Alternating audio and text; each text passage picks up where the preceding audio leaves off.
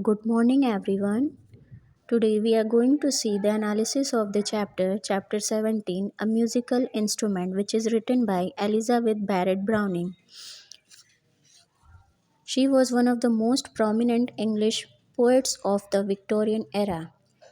Elizabeth was popular both in Britain and the US during her lifetime. Some of her well known poems are The Battle of Marathon, The Seraphim, The Cry of the Children, and The Lady's Yes. So, now today in this poem, we have to answer the question first, which is raised by the Elizabeth. First question is musical instrument evokes emotions and memories in you, which can be loved. And the second question, can a musical instrument be a reason for any destruction? Third question is, do beauty comes at a cost? If yes, who pays the cost for it? The innocent one or the cruel persons? So, this poem stands basically with the background of Greek mythology. Pan was never considered a pure god. He is known for his destructive and cruel nature. He is like half man and half goat, as I have shown in this diagram. The Syrinx is a wood nymph. Once the god Pan proposed Syrinx for love when she refused, and in order to save herself from him, she hid herself by becoming red in the river from the help of her sisters, god Pan. Then searched for her in the river, found, and made a flute or pipe of that reed in order to keep Syrinx forever with him in the form of a beautiful music. In this process, he disturbed tranquility of the nature very cruelly. So now come to the poem. We will firstly see the first stanza. What was he doing, the great god Pan, down in the reeds by the river, spreading ruin and scattering ban, splashing and paddling with the hoops of a goat, and breaking the golden lilies afloat with the dragonfly on the river? So, this means that Elizabeth wants to focus on the destruction activities of the great god Pan, which was the Greek god. He was the half man and half god. So, what was the god Pan doing? He was disturbing and scattering everything to search Syrinx, to whom he proposed for his love. He destroyed lilies too, in search of Syrinx. So, who was the Syrinx here? She was the wooden fairy or the wooden nymph. Now, come to the second stanza. He tore out a reed, the great god Pan, from the deep cool bed of the river. The limpid water turbidly ran, and the broken lilies a dying lay, and the dragonfly had fled away ere he brought it out of the river. Now, Elizabeth is describing more about his activities. She is saying that he tore out a reed. The river was not too deep. Because of it, the river water became muddy. Broken lilies were dried, and dragonflies fled away before bringing that reed out from water. Now, come to the third stanza. High on the shore sat the great god Pan, while turbidly flowed the river, and hacked and hewed as a great god can, with his hard bleak still at the patient reed, till there was not a sign of a leaf ended, to prove it fresh from the river. So in the third stanza, the Pan, he is sitting beside river, and river is flowing very fast. He disturbed and cut everything roughly.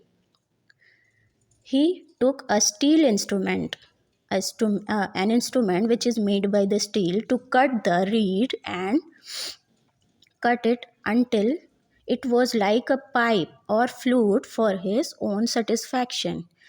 Now, fourth stanza. He cut it short, did the great god Pan, how tall it stood in the river. Then drew the pith like the hurt of a man, steadily from the outside ring, and nosed the poor dry empty thing in holes as he sat by the river. So in the fourth stanza, this pan made it shorter by cutting it. He is taking out mid portion of the reed to make it like a hole. So he is just cutting that uh, mid portion of that pipe or the reed to make a hole in it so that it can be blued easily. Now come to the fifth stanza. This is the way, laughed the great god Pan, laughed while he sat by the river, the only way since gods began.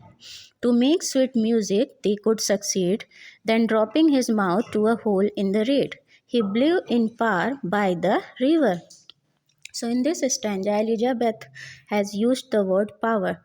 So where it means that now he is laughing at his achievement because he made the pipe or the flute of that reed. Reed means a tall plant. Elizabeth used power because she wanted to show the force used by Pan when he was playing that instrument. He blew power by whole of the instrument through that hole which he made. Means he was there to make a flute. Now come to the sixth stanza. Sweet, sweet, sweet, O Pan, piercing sweet by the river, blinding sweet, O great god Pan, the sun on the hill forgot to die, and the lilies revived, and the dragonfly came back to dream on the river. So, this stanza is about the musical emotions of that Pan. This stanza is about the appraisal of the instrument, that music was far reachable. Everyone became blind in that sweet music and can't think anything else. Sun also forgot to set in the evening in the love of music, and lilies and dragons they revived and energized again, which were dried. Now come to the seventh stanza, last stanza. Yet half a beast is great, God Pan, to laugh as he sits by the river, making a poet out of a man.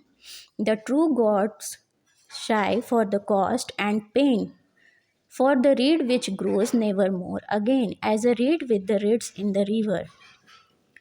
So, in this last stanza, Elizabeth described Pan as half god, means destructive god. True God is also thinking about Reed, which will never come back again. So, this poem is generally showing the patriarchal nature of the society where the Elizabeth she is writing this poem according means like a feminist. She was a feminist and she was showing the cruelty which was done by the male section of the society on the women. So finally the conclusion of the poem is, first, cruelty can't be justified even if it leads to the creation of something beautiful. And the second conclusion is, art has two aspects of being beautiful, but then again, it can be destructive as well. So, this was all about the poem, everyone. Thank you, everyone, for watching it.